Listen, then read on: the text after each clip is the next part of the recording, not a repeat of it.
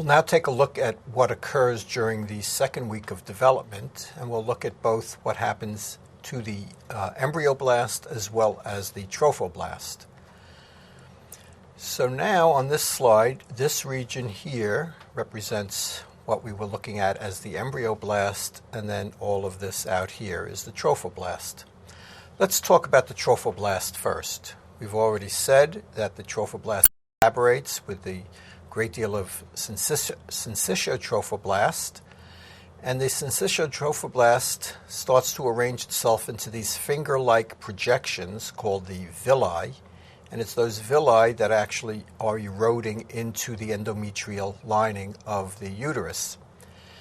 As a result of that erosion into the endometrium, the small branches of the blood vessels supplying the endometrium, ultimately branches of the uterine artery, start to get broken down. And when those small arteries get broken down, they bleed, and the blood escaping from those arteries will accumulate into spaces like that.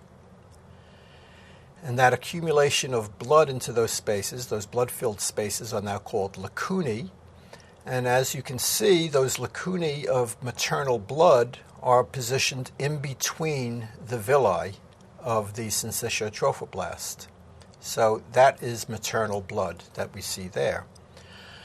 Inside of these villi, these mesoderm-filled villi, and what will start to develop a little bit later are some blood vessels. These will be embryonic blood vessels. So we'll get embryonic blood vessels forming inside of the villi, such as that, and those vessels will be containing embryonic blood. So we have maternal blood out here in the lacunae, and we have embryonic blood in here inside the villi. And because there are only a few cell layers separating those two blood systems, we have the opportunity for diffusion between them so that oxygen can diffuse from the blood in the maternal side into the blood on the embryonic side, CO2 in the opposite direction. Nutrients can diffuse in, small molecular nutrients, wastes can diffuse out. And so we have the makings of the placenta, where some substances can diffuse across and others cannot. But remember that what is not happening is that the blood is not mixing. Maternal blood stays here, embryonic blood stays here, but molecules from one can diffuse to the other.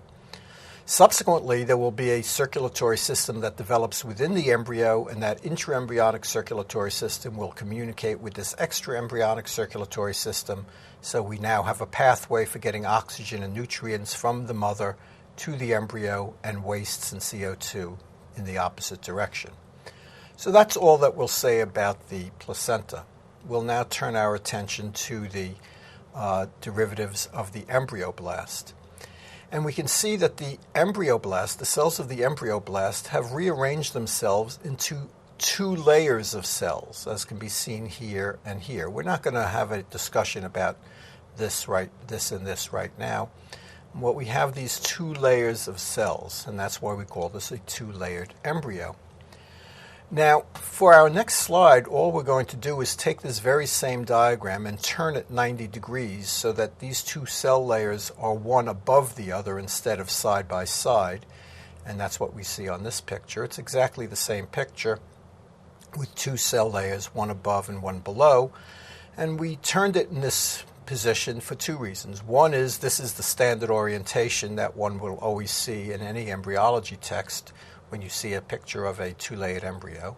And the other reason is that it's this orientation that serves as the basis for the naming of these two layers. The upper layer of cells is called the epiblast, epi meaning upon, so it's the upper layer that's upon the lower layer. And the lower layer of cells is called hypoblast, hypo meaning below. So we have the epiblast and the hypoblast layers. All of the future embryo is going to be derived from the cells of the epiblast. All of the future embryo will come from the epiblast. The hypoblast cells will give rise to no future structures. In fact, all of the hypoblast cells will end up dying. Now, those two layers of cells are really quite separate from one another and are separable. you can think of these two layers. Remember that this is a cross-sectional view through these layers. And if we were to look at it in 3 dimensions, imagine that I have 2 layers of cells such as this, an upper layer and a lower layer. They're actually circular discs of cells, so make believe that these pieces of paper are circular instead of rectangular. And we have the upper layer and the lower layer, the epiblast and the hypoblast, and we can't separate one layer from the other. Well, that is true every place except one place where the 2 layers get fused together. And on this diagram, we can see that point of fusion right here. We can see that the layers are separate here and are separate here, but right here they're fused together. It's as if I took these 2 layers, put my fingers like this, and squeezed together at that one point to fuse the 2 layers together. The point of fusion is called the procaudal plate or the precaudal plate, right there. And that procaudal plate is going to be the site of the future mouth. But importantly, that means that these 2 layers can be separated from one another every place except where the procaudal plate is. And as I said, the procaudal plate will mark the site of the future mouth.